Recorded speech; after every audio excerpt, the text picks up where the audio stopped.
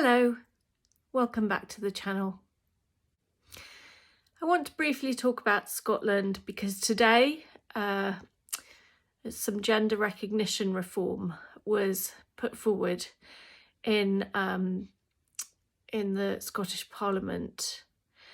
Now, the debate went on for probably about 45 minutes and there were a lot of different politicians offering their contributions. So rather like I have done for the prisons debate and for the Keep Ward single sex debate, I am actually going to take some time to analyse what the individual politicians are saying. I'm not as familiar with the Scots Parliament as I am with Westminster. And so it'll be a good opportunity for me to learn a little bit more about these characters and about Scottish politics in general, because I am aware of various differences, but obviously it's not easy to keep up with what's going on in your own country, never mind in other areas of the country or in other countries. So I will be looking into that, but today I just want to put a video out to discuss the fact that they have put forward this reform idea where the process for obtaining a gender recognition certificate under the Gender Recognition Act of 2004 means that you have to sign a declaration saying you truly and honestly want to change the gender on your birth certificate. So please can you have a gender recognition certificate, and you have to supply evidence that you have been living in the acquired gender for 2 years. You have to make a commitment that you intend to live in the acquired gender for the rest of your days. If you are married, you have to get permission from your wife if you intend to stay in the marriage. Otherwise, there is an opportunity for her to exit the marriage through an annulment, which is a really, really important part of the Act, because otherwise women would be forced into a position where they're either suddenly in a lesbian marriage when they never signed up for that, or they have to go through the process of a divorce, which for some women, because of their religious or cultural backgrounds, they're very opposed to divorce. So it's right that there is an option for annulment because one party in a legal contract has completely changed the terms, so the other party should have the right to separate from that contract as quickly and easily as possible. Scotland have made some suggestions. They want to lower the age at which you can apply for one of these certificates to 16. 16. We've all been 16. Some of us have got children who are 16. Some of us may even have grandchildren that are 16. At 16, you know very little about the world. And you're not very responsible, which is why you're not allowed to drive a car. It's why in America you can't even drink for another 5 years. At 16, you are still very young, just babies. So I don't think that 16 is the right age.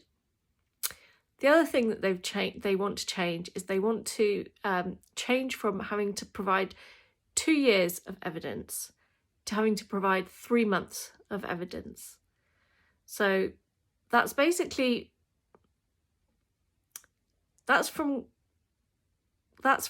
the end of November till now. So, excuse me, I've got a cold. So, it's the blink of an eye. 3 months? Are you kidding me? I think that's like, it's just crazy. It's just crazy. 3 months to make a legally binding contract that you intend to stay in until death. You wouldn't get married to somebody after 3 months, would you?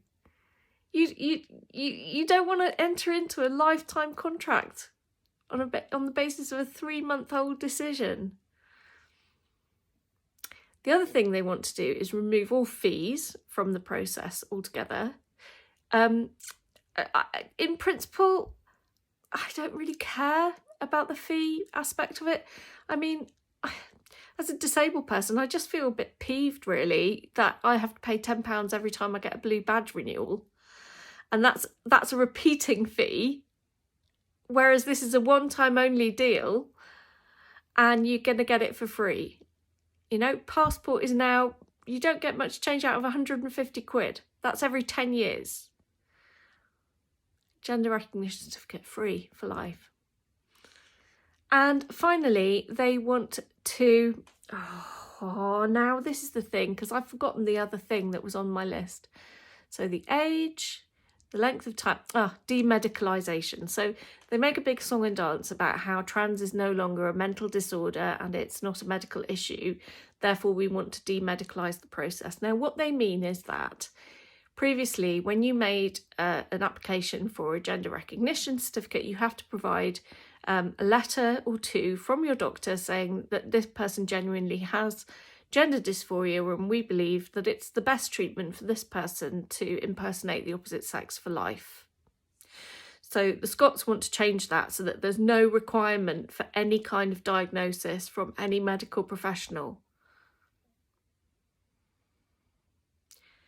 These proposals are insane. They really are bonkers. They really are completely bonkers. Now I'm busy. I'm making some panelling today, which you may see sawdust on me. And I've been watching the Scots Parliament debate this. There were some good contributions, and I did appreciate the fact that they did specify that they wanted this to be a good faith debate. They wanted to make sure that everyone has the opportunity to state their opinions without harassment, without hate. I'm suspicious of any such statement now because it's so often used to oppress women and to try and suppress our right to free speech. But in principle, I do believe that civil discourse within the context of a structured format, such as in the Scottish Parliament, has to be the way forward. And similarly, I would like to be able to reflect that in my own debates about political issues. And I think that that's the only way that friendships and families can survive political differences is when we pay attention to the impact of our words on each other. So I do not believe that women should be told to be kind. I think that is a way of manipulating women and manipulating our female socialisation in order to let men get away with what they want to do. So I don't agree with that be kind idea. But I do believe that if we can keep our debates civil, if we can present our arguments appropriately, that is good. That is a good thing. I also expect that from my interlocutor. I expect that from the other side in this debate. There's no excuses. The Scots Parliament has said there should be no hate, there should be no harassment from any side on this debate. So, you know, maybe this is the time that you say it and it makes it true. Maybe now we can actually start to sort this mess out, this god-awful mess.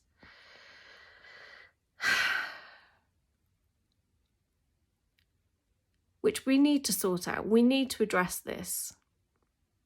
There are issues that I have with the Scots proposals. My number one issue at the moment with the whole idea of gender recognition, first of all, why must we have it? Because it's lying. It's lying and it's ahistorical to change a birth certificate to state something that's not true. And I think that that is stupid and bad. I don't think anyone's human rights involve the right to compel state institutions to lie.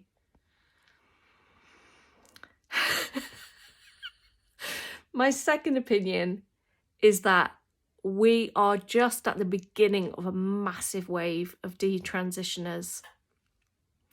And when you talk to these young women who detransition or re-identify as women, one of the things that you very quickly discover is that a gender recognition certificate is seen as a kind of ultimate end goal of a transition for many, many people. So they go and they get one.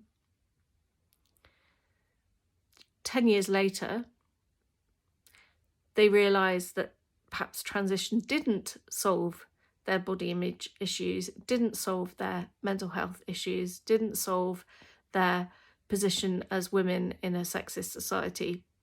They detransition, they re-identify. They now have a GRC, and the only provision to change your GRC is if you go and state on the record that you have completed it fraudulently, which happens to be a criminal offence. So there's no option for people to change their minds because they've committed to this lie until the end of their days. If that's what we're going to do, if we are going to grant this facility for people, we absolutely have to somehow institute a form of GRC divorce where we divorce from an ideology, divorce from an idea, divorce from a lie, and re-identify with our birth sex and correct the historical record of our birth certificates. And I don't know how you do that, and I'm not a legislator. I'm sure there are all sorts of complexities that I haven't understood, but that is absolutely one of the things that I am going to be looking at. The other thing I noticed during the debate was that we were told that a full equality impact assessment has been made. Now, if I didn't know that there were already fantastic feminists based in Scotland doing incredible work, people like For Women Scotland, support them. People like Murray Blackburn Mackenzie, support them, who will be putting in an FOI request like you would not believe after listening to that debate. I want to see that equality impact assessment, and that will be interesting going forward. So, the issues were presented in the Scottish Parliament today. That's not the end of the story, that's the beginning of the story. The SNP committed as a manifesto commitment to reforming gender recognition. It's totally inappropriate to do that now. The Cass review hasn't even reported back, which is a big, wide-ranging review of gender recognition services, gender reassignment services across the UK. It is inappropriate to be legislating before that has come back. Anyway, I mean, what we're going to have happen if this goes through in Scotland is a load of teenage gender tourists going up to Gretna Green to become a woman or to become a man. And then they're stuck for life at 16. It's bananas. So we'll be following this with interest. There will be more analysis to come. I will be looking at the presentations given in the Scottish Parliament today. But I wanted to make sure that I put on the record that this is not going to fly. Women in Scotland don't wheesht. Thanks for joining me today to talk about gender recognition reform proposals in Scotland. Really appreciate your company. It would be great if you subscribe to the channel if you haven't already. Do consider giving me a like or a dislike if you like or dislike a video that I present. If you want to share this video with family or friends, please feel free. I will be creating a playlist in relation to Scots gender reform because I think it's going to be a topic. So we will be revisiting this topic in future. Thanks so much for joining me today. If you wish to support me practically, my PayPal details are in the description box, along with all of the references that I've used today.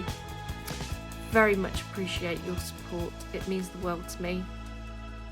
Thanks for joining me. Take care. I'll see you soon.